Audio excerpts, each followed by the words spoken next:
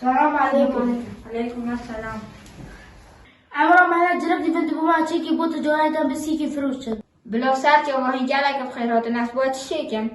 برا من کوز بو کچکا اوی صوت روی. اوا پوری تام قدیمه شی. برا تقوا خودت کم پانتارونل کیچکا حرام چه کم؟ برا اگه تو بیشوری نکردی تاین بیشوری کن. برا تکونی سیکیانه گله شورات کن.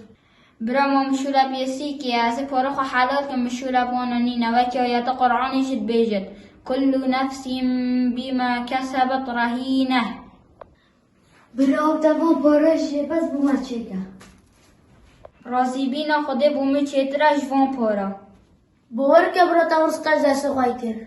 برا دی بوم چیکا تو خواب آخری بخوشول که. او کسی تقوا خوده که ده خود رزقی ده وکی قرآنش دهادی و من یتق الله یجعل له مخرجا و یرزقه من حیث لا یحتسب. برا او تاجر کوبه کچکا تینه سی که اوجی چیزی که به گناهه نه. برا هر کسی هاریکاری دوی شولی داب کد اوجی شریکه به گناهه.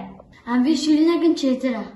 وکی آیات قرآنش بیشد و تعاونوا على البر والتقوى ولا تعاونوا على الإثم والعدوان. سلمان افشوله حرام هم دشم خواب باجان کفروش. واسی خواه شوله. اگه پاره خواب دنه باجان. دوست عراضی بود. خوشش لازم.